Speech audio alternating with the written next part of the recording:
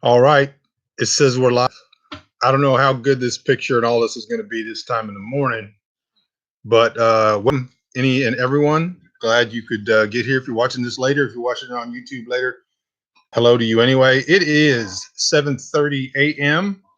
here in Central Standard Time, Daylight Time, whatever, Central Time on April the 10th, 2020. And we are a month or so in to the pandemic, quarantine, lockdown, end of the world apocalypse. And Michael Bunker's here to help you answer your questions. Good morning, Nathan. Hey, everybody, say hi when you get in there. Just say hi. Tell me where you are. Tucson, Arizona. How are things in Tucson? So, anyways, we're about a month in on this thing. For some of us, it's a little longer, 20 years, but 15 years actually. So I want to say good morning to everybody and hope everybody's doing well. I am here to help you. If you have any questions or comments, I still got my headlight on. I just slid in under the door, man.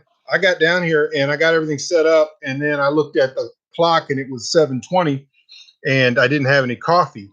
And so I thought, can I run up there, get coffee? Now, if you don't live in a farm, an off-grid farm, you don't realize that when you walk from one place to another, inevitably something is wrong that you have to stop and go fix. So like yesterday, I was like, oh, finally got my workouts done, finally got this done and that done. And and I was walking up tired, just tired. And the pigs were out again. The pigs get out every day. You can't as much rain as we've had, which it has rained every week in 2020. Every week. I mean, we've not gone 2 to 3 days dry. And what that does is it loosens up the ground. The pigs are bulldozers, man. There's just no way to keep a pig in when it rains this much unless you have a concrete pen. We have them in pasture, so they just get out, man. And so, you're walking somewhere and all of a sudden you see a pig, starting to tear up the garden or trying to climb in the back of the truck, and then you got to go do that. So, anyways, it's 7:20, and I'm sitting there going, okay, do I have time to go up there and get coffee? Technically, yes. Officially, yes. So, but am I going to go up there? I mean, if something's wrong, it's wrong. But so I go up there. I got my coffee, slid in under the door like 7:28, 7:29, and here we are. I am testing this time period. So far, it seems like 7 p.m. is kind of the sweet spot where I get the most amount of people that can actually watch live. Um, I started doing this on Facebook. I moved it over to YouTube just because I need to get more watch hours and all this kind of stuff. And so I'm trying to hit a sweet spot where I can find a time where most people are able to watch. But at the same time, it's not really fair if I'm doing it at 7 p.m. A lot of people aren't able to get on then. So I figured I'd try at 7:30 in the morning. And then maybe people in other countries or other time zones or whatever might be able to find it better. We'll find out. And so as I was saying, we're about a month into this deal for most people. I started doing videos basically covering this. I mean, I've been doing how we do stuff, living off grid, preparedness videos for years, but basically live videos covering this. It was somewhere around March 7th or 6th or something like that. And then I did a video on March 9th, which kind of kicked a lot of this off, talking about the thing is not the thing. And so it's been about a month, and so a lot of you have had now a month's experience of living without regular trips to the store. Now I know a lot of people are still going to the store, and that's fine by me. But and so I wanted to talk to you first of all. If you have a report, an action report on what's going on in your area, what the stores are like, supplies, what the driving is like, anything like that, just type them into the comment section. If you have any questions, type them into the comment section. If you have any topics, type it in the comment section. Lunkenville, howdy. I like the way you talk. All right, so we're about a month into this, and so I wanted to kind of I got a bunch of questions that came in. off of other videos and in private message on Facebook and whatnot. So I wanted to answer those questions. But while I'm doing that, take the opportunity to come in here, say hi in the comment section, and type in if you got a report on what's going on where you are. All right, questions. I had a question and so by the way, so a lot of people are new to me. I've been doing this for a long time. We've lived off grid for 15 years, beyond off grid. I only have power, limited power down here at my office, not on the farm and not in our cottage. And so, like right now, if you see a light, you see light, that's a 3-watt bulb that's actually running off the laptop through a USB. And my power right now is actually running from the car. I got the car hooked up to the solar batteries because it's still fairly dark. It looks bright, but it's not that bright. We're not getting any solar yet, and it's a little bit overcast. So I've got the car hooked up so that I got enough power to do this. And so, anyways, I got a question uh, for new people, and we had 50 subscribers yesterday. And for a small channel like me, that's great. By the way, if you're out there, subscribe. And one of the questions I got was, how is your life different? How is it noticeably different than other people's lives? There's two answers to that question. Number one, it is absolutely, completely, and utterly different in that everything that we do and every thing that makes up the thing that we do is different. And so when people who have come and visited, who have lived their life on the grid, don't realize that everything that we do in every subset. Hey, Lubbock, Texas, my hometown, one of my hometowns. Everything we do and the subset of everything we do that makes up those things is fundamentally different, and so that it has to be deliberate. So we have to deliberately think about light. We have to deliberately think about water. We don't just open a tap and water comes out. We don't just flip a switch and light comes on. Those things have to be done deliberately. So when I wake up in the morning, I don't flip a switch.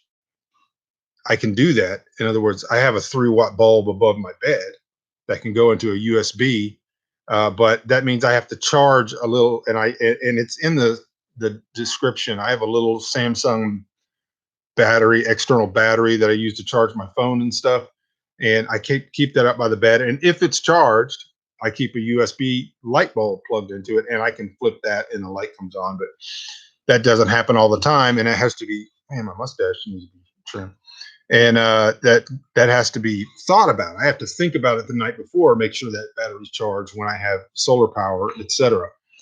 Getting up out of bed, putting on a headlight, which I just took off. This headlight takes two AAA rechargeable batteries that have to be charged. I have to know where this is. I have to have it hanging next to my bed, put it on my head, go into the kitchen.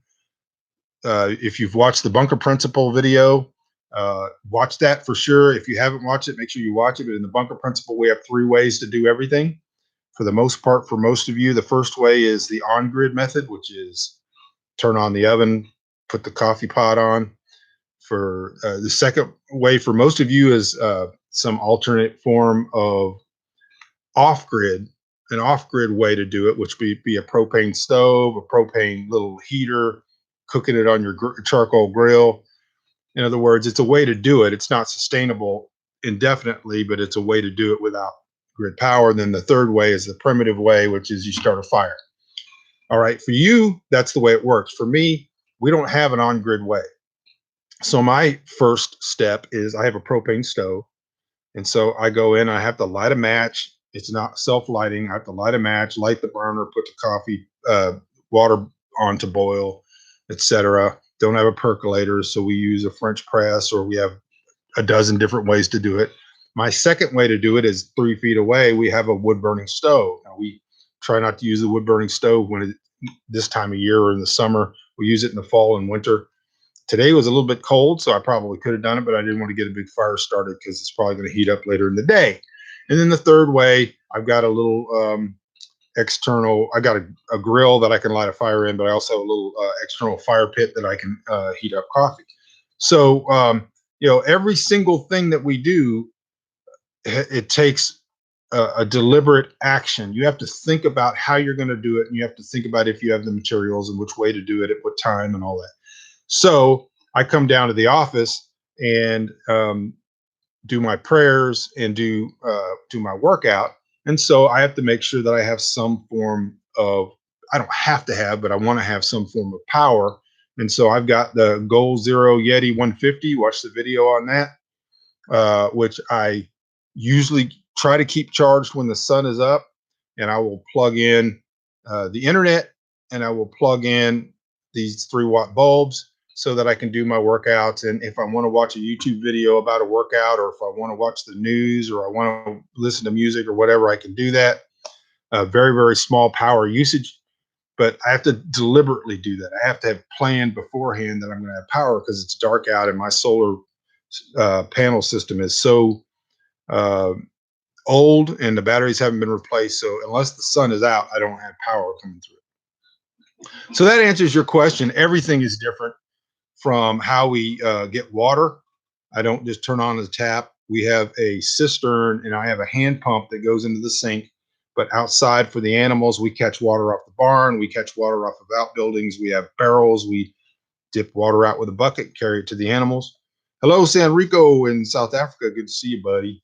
Hey, everybody else, say hi in the comment section, or and tell us where you are. And so, everything is different. The feeding the animals. If I'm not going to the store, if I'm not buying feed, then, like right now, I've got 2 sets of pigs, and I've got some Herefords that are pure Hereford pigs, and those we free range. We let them dig, and they free range on their own when they let themselves out, and then we give them some added feed. But I have another set of pigs, which are just some that we're kind of fattening up for pork and lard, and those are eating eggs right now. We have way more eggs than we can eat, and so they get 20 eggs in the morning. And so, everything has to be thought about. Everything's deliberate. So in that way, everything is completely different. In another way, everything's exactly the same. I get up in the morning and I have coffee. I get up in the morning and I pray. I get up in the morning and I do my workouts. I have a list of things that need to be done that day: farm work, chores, all that kind of stuff, taking walks, all that kind of stuff. So, in that way, we're very much like everybody else. It's just the difference in how we do those things that's different. All right. Question number 2. How did you raise your children differently? And I think this was in the context of thinking about what's going on in the world today and how they would live differently. All my children but one are grown adults. 2 of them are married. One of them is an adult that is not married, and the other one is 16 going on 17. Um, the way we raised them differently, first of all, was we raised them to think independently, to be able to question. Hello, Russ from Ohio. All right, we're in Ohio. I used to live in Ohio when I was younger. And so we taught them to think independently, not to take everything that they hear from the news or they hear from, they were all homeschooled, which is really unschooled. They were taught how to learn and how to learn things. They were taught how to butcher, how to grow things, how to survive, how to question authority. And so, it was fundamentally a different upbringing, but they were also taught not to be dependent on systems that are inherently not dependable. And so, which is going back to the bunker principle: think about your surroundings, think about what uh, susceptibilities are in the systems on which your society hangs, and make preparations to be able to operate outside of that system if necessary. Nathan says, the one thing my mind has been conflicted with lately are when police enforcing the quarantine versus having rights being violated. Support public safety versus the Constitution. I don't think there's, I think that the idea that there's a contradiction between the two is a manufactured political divide. Historically, if you go back and read the founding documents of the United States of America, if you go back and read the documents on which those documents were founded, such as Samuel Rutherford's Lex Rex, the law, Bastiat, all those things, is that public safety and public security were uh, not even considered. Liberty had to be in first place because everything else rides on that. So the fact that most of the world it has some level of freedom and affluence, even the poor in most of the world are better off than they were for the thousands and thousands of years of history, are that way because of uh, the what's been provided to them by Western civilization. And so the idea that somehow we have to have a balance scale and we do public safety on one side and we do freedom and liberty on the other side, I don't buy that dialectic because and that does not mean that I don't think that people should stay home if they can. It does not mean I don't think that there is some level of societal and communal pressure for people not to do stupid things. However, outside of there being a constitutional permission for government to do something, they have no permission to do it. And emergency is not a good enough excuse for them to do it. I think that there are other ways to accomplish the same thing. And I don't want to get into what coronavirus is. Right now, there's two parties in America, and it's not Republicans and Democrats. It's everyone's overreacting, everyone's underreacting. It's the government's not doing enough, and it's the government's doing too much. And you could pretty much know what political camp someone is in by what they're stammering on in social media. I don't have that dialectic for a couple of reasons. Number one, there's no need, absolute need for me to engage in that because I stopped believing that coronavirus was the thing from the very beginning. In other words, it doesn't mean I don't think it's a thing, and it doesn't mean I don't think that it's important or that I think it's a fraud or that I don't think it's a fraud.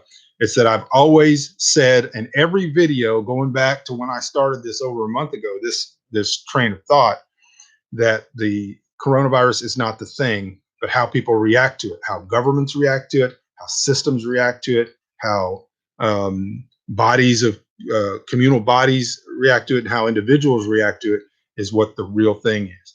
And that's what we have to know. And knowing human nature, knowing logic fallacies, knowing reason, we should be able to look at things and operate without having to fall into some camp where you have the affluent, and I want to get to this in just a minute. You have the affluent who are the stay-at-home Stasi, who who want to force by government edict poor people who have no options to operate in the same way rich people who have options. In other words, poor people cannot just sit home and get butcher box and have you know uh, 40 $50 meals delivered and drive by the liquor store and have stuff picked up and on. Most of them are living hand to mouth. They've lost their job, they're unemployed, they've been promised a $1,200 check, which is already being eaten away before they even get it. Inflation and price increases. A lot of times they get money like I do, $25 here, $50 there. And when they do, they have to run and get something that they don't have that they need. And so for rich people and wealthy people to sit back and go, stay at home, you assholes, they just don't. Hello, Australia. Hello, Cleveland, west of Cleveland. All right. All right. So, uh, and that doesn't put me in the camp that everybody should be able to go to do whatever they want to do. There still should be some societal and communal pressure for people to limit what they're doing and all of that. And I think that could be done. And in a minute, I want to talk about this wealth thing because there's a lot of people who have messaged me and said, "Well, I'm not wealthy." Yeah, you are. That's how ignorant and privileged you are, is you don't know that you're wealthy. If you're able to sit there and tell other people to stay at home because you have what you need or you have the ability to get what you need without leaving home, if you've been quarantined for a month, then you're wealthy. That's an inarguable maxim. And so I know people, and I am one of those people who don't have that type of disposable income. In other words, we don't have and have not been able to put up money and things like that. My case is a little different, which I've talked about. So going back to the question, I think there's a false dialectic at play here, and I think it's a political dialectic, and it's the same one that's used every issue going back the last several years to divide people, and I think that's going to explode in everyone's faces. The thing that you can do right now is hit the thumbs up button, hit the like button. I ask everybody to do that because it's really helping. As you know, I've a small YouTube channel. I'm not monetized. I don't get paid for this. I do all of this and answering your questions for free, including all the ones that I get in email and all the ones that I get. And so, hitting that thumbs up button allows YouTube to know that this is popular and to share it, etc. So do that. If you're not subscribed, please hit the subscribe button, and then there's a little bell icon next to it. Click that, and when it asks you, tell me you want all notifications. That way, when I do go live, you'll get a notification, and you can watch or you can share it. Share the video too, comment. All of those things help. The more interactive you are with what I'm doing, the more YouTube thinks, hey, this is a cool thing, and they're going to let more. They're going to allow more people to see it. If you are out there and you haven't said hi yet, you should say hi. It's just courtesy in the comment section. I appreciate it. And so, going to the next question, what things do you wish you'd stocked up on? Yeah, so we're a month in, and I'm going to ask this question of you guys too. What do you not have? And you can put it in the comment section. What do you not have that you would like to have had before all this happened? For me, it's an interesting question because we've been living this way for 15 years, and been living somewhat independently for 20. And so, uh, I wrote down a few things, but as I go through my day, I always think of things. And of course, money has been a hindrance, but um, because this year, with the movie deal going on, for those of you who are new, Hollywood is making a film of one of my novels, the novel Pennsylvania, and so that started really picking up steam 2019. My wife and I went to Hollywood and met the director and the producer, and this is a major Hollywood film, not some independent guy just doing it. And so and Patrick Tatopoulos is our director, who's a fantastic production designer who did major motion pictures, most anything you've seen in the last 20 some years that had mind blowing imagery. A lot of that was Patrick. He did the 300, Rise of Empire. He did iRobot. He did Batman versus Superman. He did Justice League production design. He just finished doing Maleficent 2. And so, anyways, they're making a movie of my book Pennsylvania. And so, at the same time, we do a land Sabbath here on the farm every 7 years just to let the land rest and all that. So 2019 fall to 2020 was going to be our land Sabbath. So we did not put up a lot of things that we would normally put up, and we did not have a fall garden. We did not plan for a spring garden, although we're putting one in. So there was quite a few things. One of the things that I had would have liked to have gotten beforehand was a garden seed vault, which is just a collection of heirloom quality garden seeds. I have I ordered those before this thing really blew up because I saw it coming, and I've received those, so I have them. But that was money that could have been put towards something else. And so in the description, you can see the garden seed vault thing, and do order those garden seeds if you can. You want to have those. You don't want to need them and not have them. But so that was one of the things that I ended up having to pay for early on in this thing that I've received. The second thing, clothing. You see, and because of the movie, I've been working out. I got an opportunity to possibly play a part in the movie, and because of that, and I'll probably do another video on this. I've been doing a massive workout mission, and I've lost, just since January 8th. I've lost about 40 some pounds, close to 50, I think. Yeah, close to 50. Probably 50 by Sunday, and that means none of my clothes fit.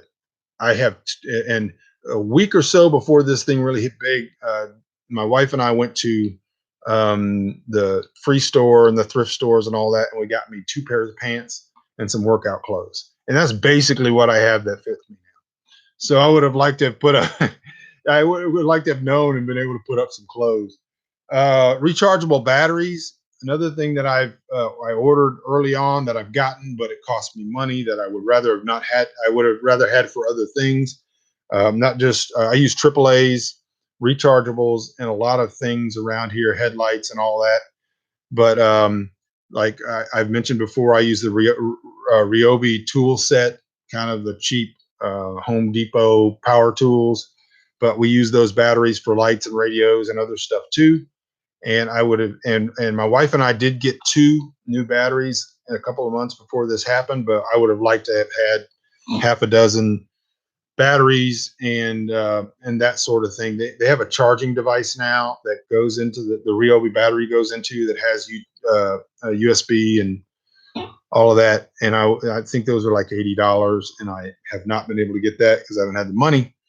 But those type of things are things that and then I walk around and I think about, I would have liked to have gotten a couple of boxes of deck screws. I've got a big carton of deck screws, but just things that you think about that you're like, boy, I hate to have to go out to a store to go get those things now if I start on a project. I have hand tools, I have saws, I have axes, I have all the survival gear, I have food, I have uh, uh, food on the hoof and stored food.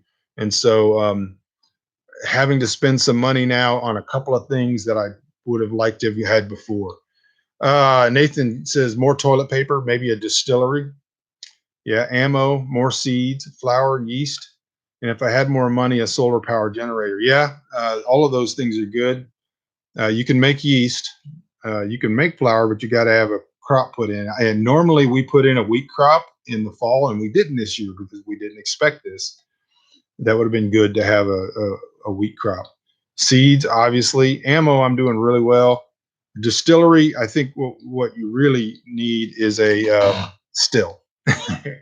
A distillery would be pretty expensive, but a still, yeah, it would be. And they sell stills on Amazon for other things, which you can use them for. More toilet paper, but you don't really need toilet paper. And I haven't brought. I need to bring some down here, but with all the old clothes that I'm never going to be able to wear again, hopefully, I got plenty of toilet paper. Don't flush that stuff. I got to keep saying that. Don't flush stuff that's not toilet paper if you live in town. I got an outhouse, so it don't matter. And a burn pit and all that kind of stuff. So if you're out there, I need to ask you to do me a favor. Hit the like button, the thumbs up button, subscribe, do all that kind of stuff. Type in questions. The more you comment, the more you help me out. Since I told everybody to hit the like button, I think one person has hit the like button. So if all of you right now would hit the like button, that'd be great. And listen, if you're watching this on YouTube later on today or tonight, smash the like button, subscribe, and all that kind of stuff. Pass this thing out. There's good information out there. And so I did go get me some coffee, and I'm waiting for your questions now.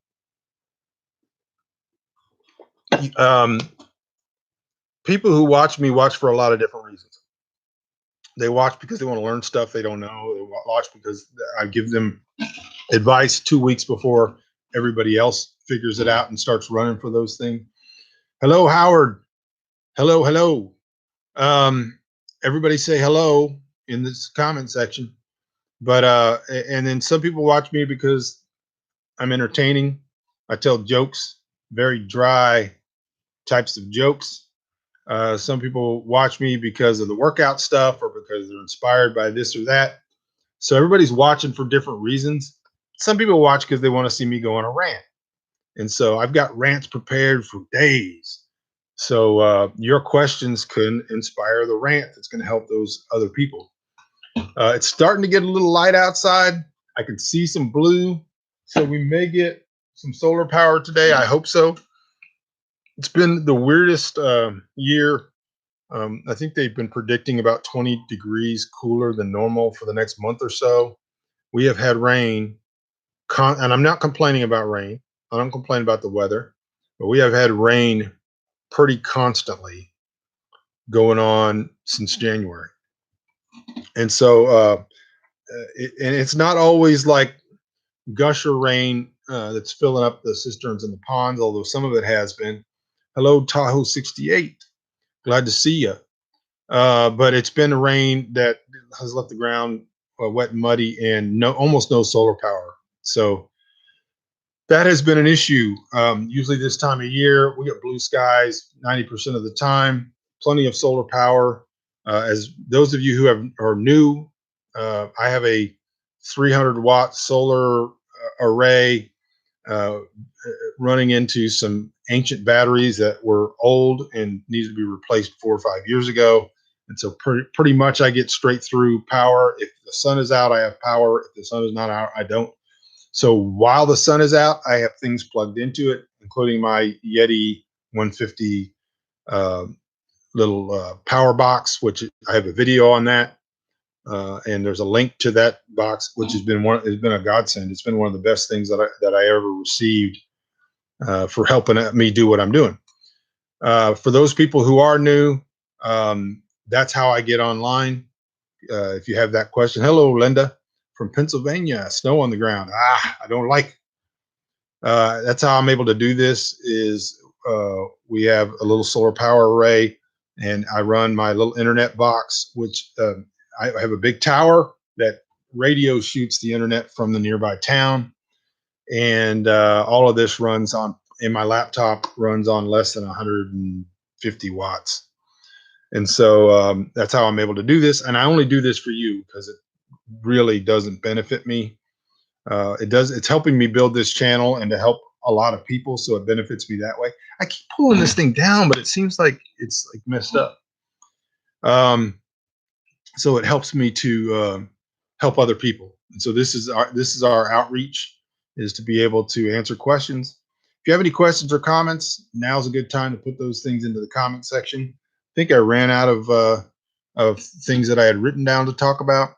I called this video Off-Grid Guy 1 month in, because my main issue was I wanted to talk to you guys about what life is like here 1 month in, and then I wanted to ask you, what is it like where you are 1 month in? If you are quarantining, if you are locked up, I'd like to know, how are your supplies holding out? How are you doing? Is there anything I can do to help you? If you are someone like me that every once in a while has to get out, and now I want to, and I mentioned this on an earlier video, but there's this because the media is trying to drum up this idea that everybody needs to get pitchforks and get the government to shut everything down, because that's what's going to help, which is not only unscientific, but it's a silly concept, and it's counter everything we really stand for. But the affluent, who are the the stay-at-home Stasi, the affluent are pushing for that kind of thing, are kind of the ones who get angry because the New York Times tells them, these rural people, and I'm not a Republican or a Democrat, but that's what they say. These rural GOP people are out there spreading the disease. They're just driving all over the place. And they put these pictorial little graphics that are all based on absolute logic fallacies that used to stir up people. So, because they want people stirred up. There's no news really being reported. And so one of the things they do is they say, these rural people are traveling more. Well, number one, they have to travel more, and they can travel more and be in contact with fewer people than you can, even in quarantine. And so, for example, if I need to go to town, I get into a car. I am miles from anybody, for the most part, as far as contact goes. The postman man is like the closest contact that I have, and that's a whole other story. But if I get in my car, and I've got 40 acres out here to stretch out on, if I get in my car and go to town, the nearest town is 6 miles. The nearest town we shop in is 12 miles, and the nearest medium-sized city of 25,000 is 24 miles. So I have to travel miles and not see anybody but cattle to even get to the nearest town. And when I get there, there's very few people out and about. And because of the remediation effects, there's people social distancing. There's fewer people than you are when you're using your elevator in New York City, even though you're supposedly quarantined. When you're going down to your grocery store. So there's these lies that are put out there about things that just they're twisting things in a way that makes it look worse than it is. And so if I do have to go to town, and why would I have to go to town? Because I don't have to. I've said that over and over again. I don't. If we were in dig in mode out here, where we were just dug in and we were eating our own food products, we are sorry about any notifications that come in. And eating our own stuff out of our root cellar, butchering our own animals right now. If we, then we're fine. We're fine. But there are things that I am still trying to do to improve my situation going forward, because I don't think this thing is going to be over in a month. And even if it is temporarily, I don't think it's going to stay over. I think we have a new reality, and I've been planning for that. And so at the same time, pigs break a fence, pigs break a chain or something like that. I have to go down and get a chain. I mean, I could sit out here and whittle one, and that's what I would do if I absolutely had to do it. But cost benefit analysis, I'm coming in contact with almost nobody. I already have training and understanding about how to keep from being infected as much as possible. Doesn't mean it's not airborne and all that other kind of stuff, but I've got a mask and I've got gloves and I got all the stuff that you guys have. And at the same time, I just don't believe that the best thing to do is to allow all of America to collapse by not spending the few little dollars I get here and there trying to help businesses out. Linda, sheltering in place, supplies okay, good. As you suggested on an earlier video, got to know a couple of farmers a few years ago. Excellent. Did you hear Smithfield Pork closed processing plant? I think I did hear that. Can't say that I'm sad about that. I'm hoping one thing that's going to come out of all this is a lot of small independent producers are going to be able to make it. I know they're trying to kill the independent, smaller milk producers right now. If you guys know anybody, like my friend Kevin G. Summers in Virginia, who is a small milk producer, please try to help them out right now. Any small independent sustenance farm that you guys can help out, especially when you get your stimulus checks, you should do it. Any even small content producers like me who are out there trying to help more people than you can imagine, you should try to help out. Hey, everybody, if you just got in here, if you would smash that like button, that sure would help me out. If you got questions and comments, put them in the comment section. I appreciate everybody tuning in, but the more you interact with the channel, the more you ask questions. Even if you're watching this later and it's not live, if you will put questions or comments in the comment section, they will help the algorithm. YouTube has this alchemy where they figure out how many people are watching, how many people are interacting, how long are people watching, and then they decide whether they're going to boost your signal to more people based on that. And so that's what we're doing. We're trying to get as many people as possible some help. So you guys hitting that like button is one of the easiest, cheapest things you can do. Now, wanted to say this in the description of this video. You can look at it afterwards or you can look at it now. There are links to items that I have reviewed and items that I think that you ought to consider getting to help your own preparedness and survival. There are, and there is a support link for supporting me in this channel because we're not monetized. You can help us continue to help other people. And one of the things that I'm trying to do is get enough money to get the Yeti 400 power box, which would allow me to go through a full day without waiting for the sun to come up, and some days not having power or having to use all my power on that. And so if you can go in there and hit that support button, it takes you to a page, and there's 3 basic different ways you can help. Number 1 is the easiest way, the cheapest way, and the no fee way is to join me and subscribe, or excuse me, friend me on Facebook through Facebook private messenger. You can send money and there's no fees. It's free. It's absolutely free both directions. And so there's not a fee taken out of my end, and they don't charge your end. Second way is there's a straight donate button, which takes you to a page which uses Stripe. Stripe does charge a fee, and it takes 6 days to get the money, but you can do it through Stripe. And the third way is through my Patreon page. And Patreon is basically a way that you can subscribe and you can give a certain amount every month. For most people, it's about $5. You don't have to think about it. It just comes out every month. And that's very, very helpful. You can even do all three. But I appreciate you guys tuning in and all that. Nathan says, do you think the U.S. Treasury will ever start printing their own money again versus the Federal Reserve? Probably not without a war. I don't think that they will. I would like them to, but I don't think that that's ever going to happen. The ability to control not only human behavior, but markets, world markets, through the Federal Reserve is too intoxicating and addictive and critical to the people who are in power and the bankers and whatnot.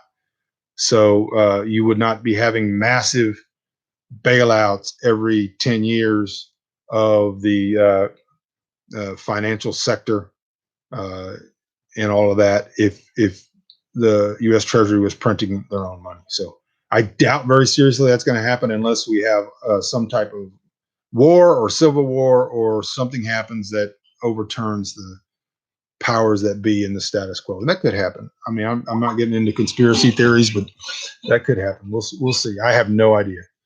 Hello, Pat, and good morning. Glad for you to be able to join us. We've still got some time, so if anybody has any questions or comments, I'm asking for you to give us a status report where you are. How are things? What are you doing? How are you doing on supplies? How are the store? Whatever.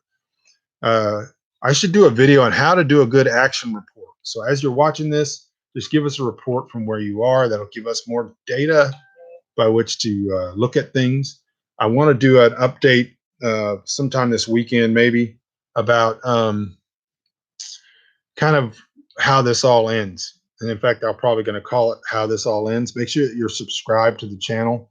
Make sure that you are able to get the notifications so that you know. I'm also prepared to go live whenever anything breaking news happens.